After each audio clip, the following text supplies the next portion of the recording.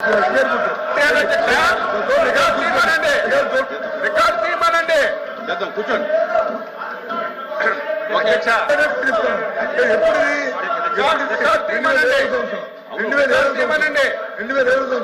ఈ ఫర్నిచర్ తో ఈ నాయుడు గారు నాది అయిపోయింది మాట్లాడుతుంది. నాకు అయిపోయింది, నాది అయిపోయింది. నేను తప్పు మాట్లాడితే మీరు సత్యం రికార్డులు అంతా రికార్డ్ అవుతుంది. ఏది మనం కూడా సీనియర్ సభ్యులం కాబట్టి తప్పు మాట్లాడి రికార్డులో తొలగిస్తే లేదు ఇంకోటి మాట్లాడితే మనం తొలగించుకోవాల్సి వస్తుంది. అందుకు తప్పు మాట్లాడింది కాబట్టి దయచేసి మీరు మాట్లాడింది చెప్పారు, మీకున్న అవగాహనతోనో లేకపోతే జ్ఞాపకంతోనో మీరు చెప్పారు. నేను మాట్లాడిన నవల సభలో 14,000 రూపాయలు చెప్పాను, ఇంక్లూడింగ్ ఫర్నిచర్తో కలిపి.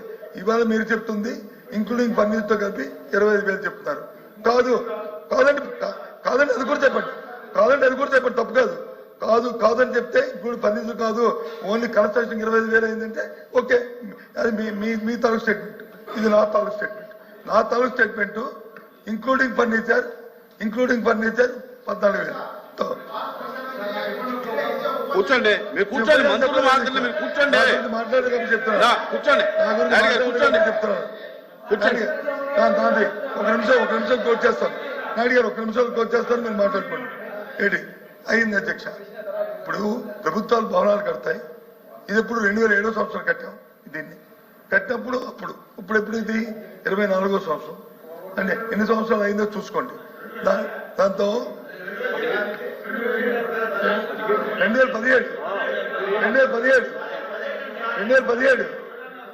సారీ కరెక్ట్ చేశారు. Thank you. కరెక్ట్ చేశారు మా మంత్రి గారు, కరెక్ట్ చేశారు. Thank you.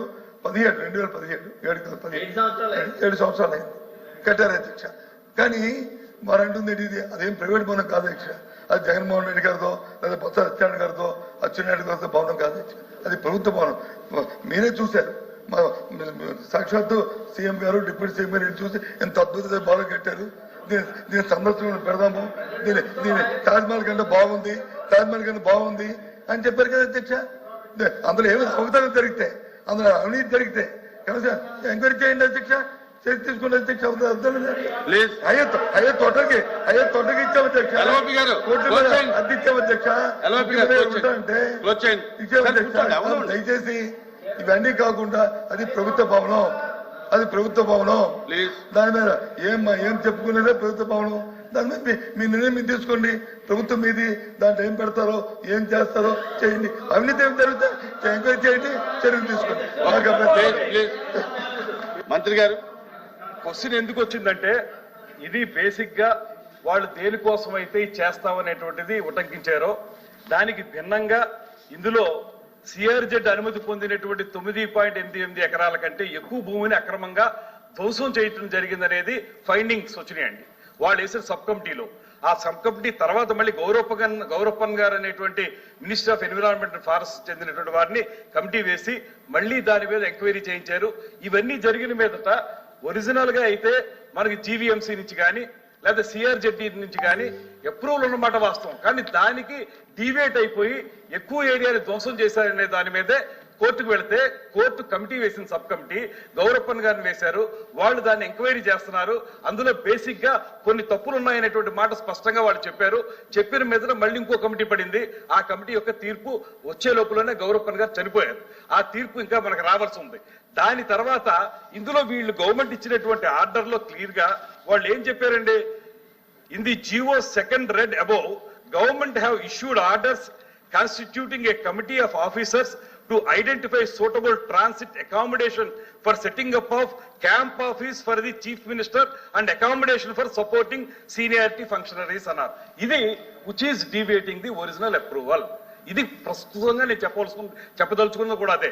ఏంటంటే ఒరిజినల్ గా చెప్పింది ఏంటి, 58 గదులతోటి ఉన్నటువంటి హరిత రిసార్ట్స్ ఒకప్పుడు చాలా మంచి ఆదాయం ఇచ్చేదాన్ని, అది కూలగొడుతున్నాం అన్నప్పుడు వారు చెప్పింది ఏంటంటే గవర్నమెంట్ మేము ఎందుకు కూలగొడుతున్నాం అంటే దీని స్థానే ఇంకెంతకంటే మంచి రిసార్ట్స్ కడతాం, కట్టి ప్రజలకు అందుబాటులోకి తీసుకొస్తామని చెప్పి కట్టి అప్రూవల్ తెచ్చుకుని ఆ తర్వాత వాళ్ళు చేసింది ఏంటి, దాన్ని మళ్ళీ చీఫ్ మినిస్టర్ గారి క్యాంప్ ఆఫీస్ గాను లేకపోతే మంత్రులకు ట్రాన్సిట్ ఆఫీస్ గాను అలా మారుస్తున్నాం అనేటువంటిది జీవో ఇచ్చిన మీదట దీని మీద రిట్ పిటిషన్ పడింది.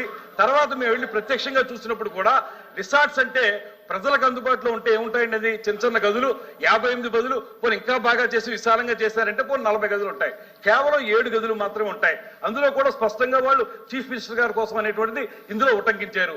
ఇది ప్రజల డబ్బుని ఇప్పుడు ఏదంటే టూరిజం డిపార్ట్మెంట్కి ఏమీ ఆదాయం లేదండి. టూరిజం డిపార్ట్మెంట్ ఉన్న ఆదాయాన్ని పెంచడానికి వాళ్ళు చేస్తుంటే ఆనందం. చీఫ్ మినిస్టర్ గారి విలాసవంతమైన భవనం కోసం చేస్తాం, లేకపోతే ప్రజల డబ్బుతోటి ఇవన్నీ వాడుకుంటా ఉంటే ఎందుకు మనం ఒప్పుకోవాలి? నేనే కాదు, ఏ పౌరుడు ఒప్పుకోకూడదు. ఈ రాష్ట్రంలో ఏ పౌరుడు ఒప్పుకోడు. ఎందుకు ఒప్పుకుంటారు? ప్రజల డబ్బుతోటి వాళ్ళు ఆ రకంగా చేసుకుంటా ఉంటే అక్కడ డీవియేషన్ వచ్చింది. కావలిస్తే దీనికి సంబంధించినటువంటి నేను రండి మీకు చూపిస్తా ఉన్నది కూడా ఏంటంటే, మీకు ఇవన్నీ చూపిస్తాను, మీరు కూడా ప్రత్యక్షంగా రండి, ఒకసారి మిమ్మల్ని అందరినీ కూడా తీసుకెళ్తాం, అక్కడ చూపిస్తాం జరిగినటువంటి అన్యాయం కానీ జరిగినటువంటి దుర్వినియోగం కానీ డబ్బు ఏ రకంగా వాళ్ళు నొక్కేశారో అది చూపించడానికి మిమ్మల్ని తీసుకెళ్తా ఉన్నాం. కానీ రండి తేల్చుకుందాం అని చెప్పడానికి నేను కుస్తీ పట్టడం లేదు. దయచేసి అర్థం చేసుకోండి. ప్రశ్న ఏంటి అధ్యక్ష, అనుమతులు ఉన్నాయా లేదండి? అనుమతులు ఉన్నాయని మంత్రి గారి కమిటీకి చెప్పారు. చెప్పి మళ్ళీ ఆయన మాటల్లో అంటారు ప్రజల తాలూకు ఆమోదం లేకుండా ఎవరైనా బిల్డింగ్ ప్రభుత్వ బడికి భవనాలు కట్టినా ప్రైవేట్ భవనాలు కట్టినా ప్రజల ఆమోదం ఉంటుందా? ప్రజలతో పక్కింటో ఆ ప్రజలు అడుగుతారు అధ్యక్ష. మున్సిపల్ అడ్మినిస్ట్రేషన్ గవర్నమెంట్ దానికి కావాల్సిన పరిపాలన శాఖ దానికి కావాల్సిన పర్మిషన్ ఇస్తాయి, అది కడతారు అధ్యక్ష. దాంతో పాటు అది ప్రభుత్వ భవనం. ఇప్పుడు జీవో చూపెట్టారు. ఆ జీవోని ఎవరు కాదు, మేమేమి డిఫర్ అవ్వట్లేదే. ఎస్ ఎవరు డిఫర్ అవ్వట్లేదు. నేను రికార్డు డిఫర్ అవట్లేదు అన్నారు కదా, ఒప్పుకుంటా అన్నారు కదా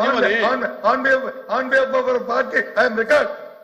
నేనేమే కాదలేదే, నేను చెప్తానమే.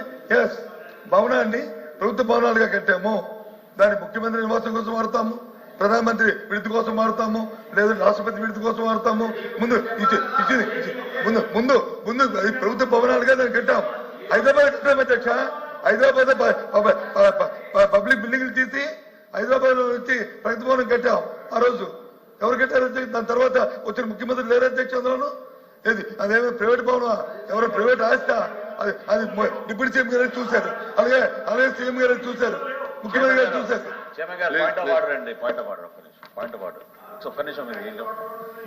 సార్ క్వశ్చన్ అవర్ లో మీరే మొన్న సభ జరుగుతున్నప్పుడు నిబంధన ఏర్పాటు చేశారు.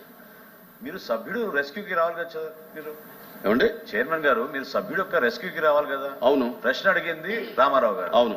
రామారావు గారికి సమాధానం చెప్తున్నప్పుడు అక్కడి నుంచి అంతమంది లేచి మళ్ళీ దానికి ఫర్దర్ గా వాళ్ళు ఈ విధంగా గలాటా చేస్తుంటే సార్ మీరు ఒక పక్కే చూసారు, రెండో పక్క కూడా చూడండి. ఇటు పక్క కూడా మాట్లాడుతున్నారు, ఏంటంటే ఇటు పక్క కూడా మాట్లాడుతున్నారు. మీరు నేను ఎవరికి అనుమతి ఇవ్వలా, దీని గురించి నేను ఎవరికి అనుమతి ఇవ్వలా, దీనికి సిగ్నేటరీస్ తప్ప ఎవరికి అనుమతి ఇవ్వలా అనేది ఈ ప్రశ్న పైన ఎల్ఓపి గారికి హక్కు ఉంటుంది, మంత్రికి హక్కు ఉంటుంది. ఈ ప్రశ్న పైన ఏమంటే మంత్రులకి ఎల్ఓపికి ఆ ప్రివిలేజ్ ఉంటుందండి. ఈ ప్రశ్న పైన చైర్మన్ గారు ఒక్క నిమిషం, ఈ ప్రశ్న పైన సుదీర్ఘమైన చర్చకి ప్రభుత్వం సిద్ధంగా ఉంది. శాసనసభలో కూడా గంట సేపు చర్చించాం. మీరు అనుమతిస్తే ఈ క్వశ్చన్ ని మీరు హాఫ్ అన్ అవర్ డిస్కషన్ గా మీరు ప్రభుత్వం తరఫు మేము ప్రపోజ్ చేస్తాం, పెట్టమనండి. సుదీర్ఘ డిస్కస్ చేద్దాం దాని గురించి.